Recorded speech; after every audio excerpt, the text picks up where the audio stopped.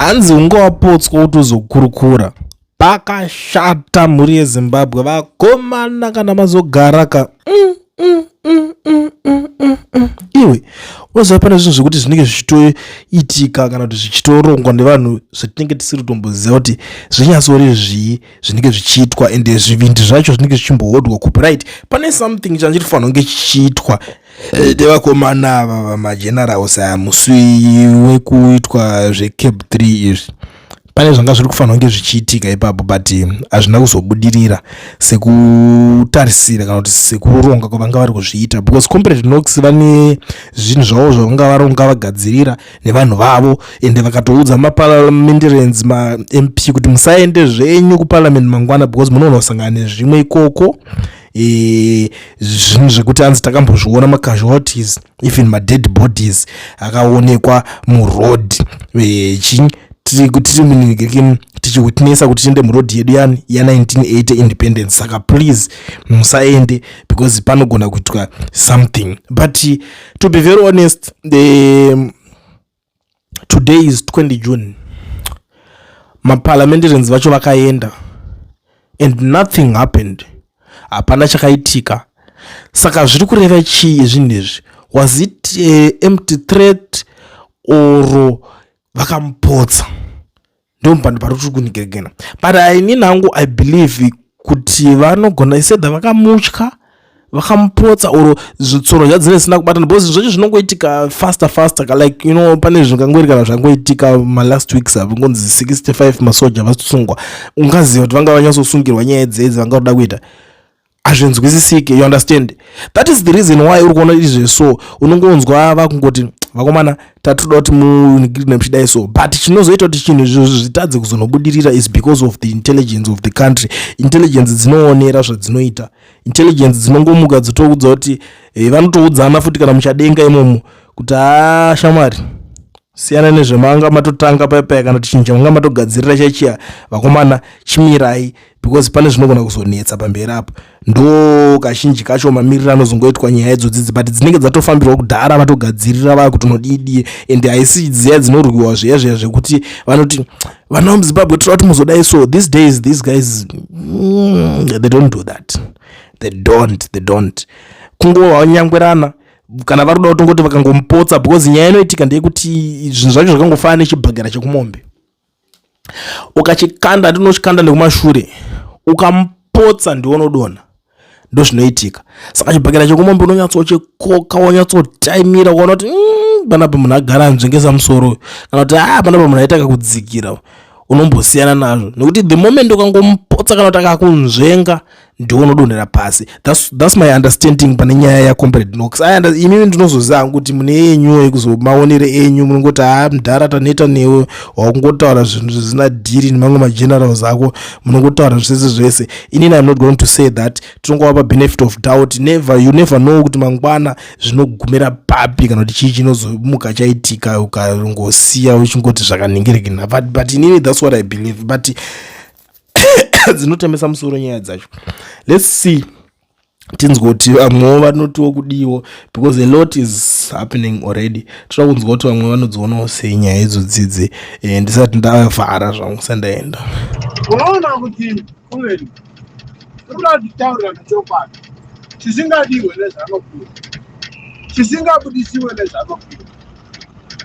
Saka zvinhu zvavari kuita vari kuita vasina kuvhoterwa, because vakaona kuti kana tikataura tikaenda kuma-election this time around hatiwini,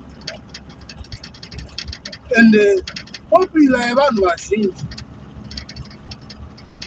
havachadi ZANU-PF, including madhara acho ivavo vari kuti zvaendwa neZANU-PF zvazodai zveZANU-PF vakatengwa vana chava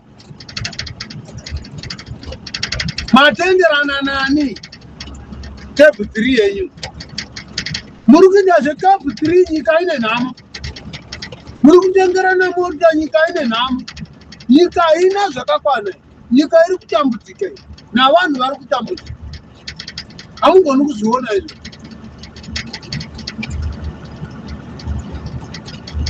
vanhu hwai vana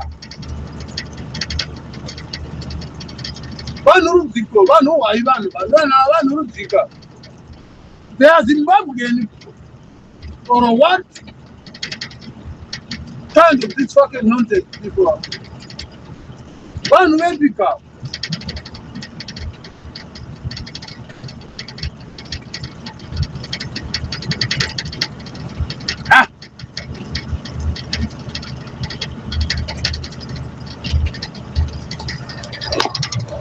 munyika mako weta some foreign.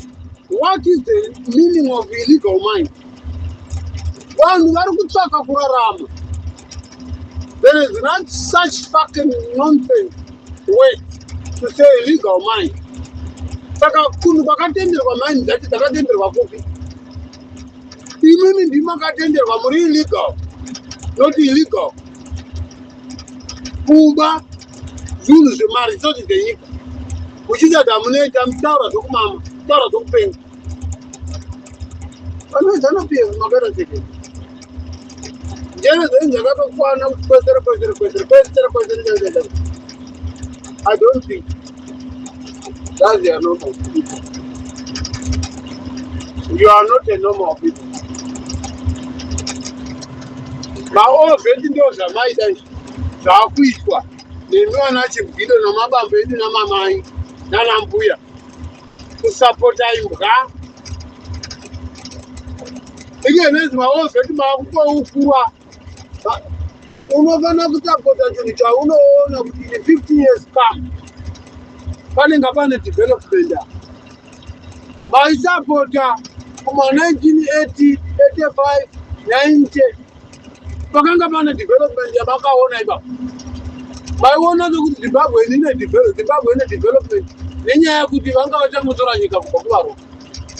These people they have an empty head. They don't have a brain. Their head is empty. Itai tuone, Itai tuone. Vana ma empty head. These people, they are not normal. Imi munoramba muchitigwizi, vairamba muchitigwizi rikiti kusapota mapenzi. Kuti unoona vamwe vapara vari kusapotewa kazi kwapiwa mota DG6 Toyota Fortune. Topuwa Toyota Fortune. Nechekuti watopiwa mari kuchasa rupendo patinyara wakapuwa 200,000. Tikanzi imwe ichazopedziswana hati muona kuti ndoutoti hune vanhu vezanopiwa. Vanokarira kuti iwewe uchazopedzisemo. Vanenge vachitira kuti vakuvhare futi sekukuvhara kwavakambokuita paya. Wavharisa mapemit, wavharisa everything for the Zimbabwe in South Africa. Ikenowasara ndiwo uri kuvharwa futi. Umama nokuvharwa. Iwewe nokutaurira chakadii. Mfano utama anakufa. Mama anakufa wale mapenzi.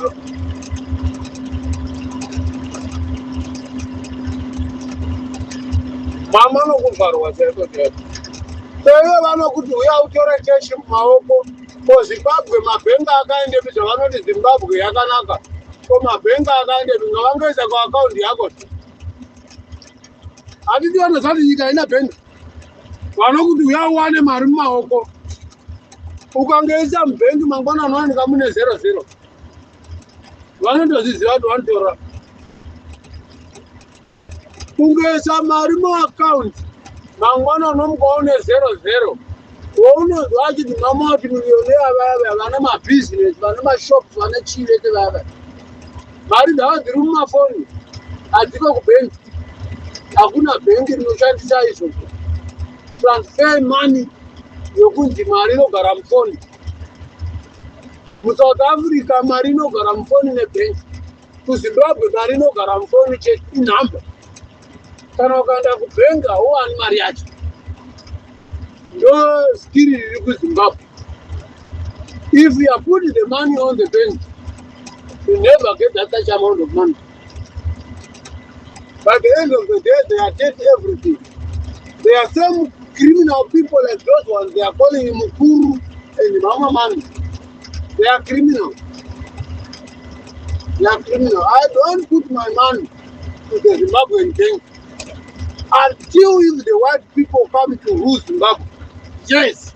Or the opposition coming to rule Zimbabwe. Yes. I will be putting my money in the account to the bank. 100%. Same day, same time. Yo, man. Look under my account. But if these thugs, they are rules Zimbabwe, I don't do that. I will don't do that. No matter if I'm going to Zimbabwe to open the project of the chicken project. Mas, I don't believe I can go in a pentiri, I can go to a pentiri to pay poison. You don't pay poison, don't have to. That poison, don't have to.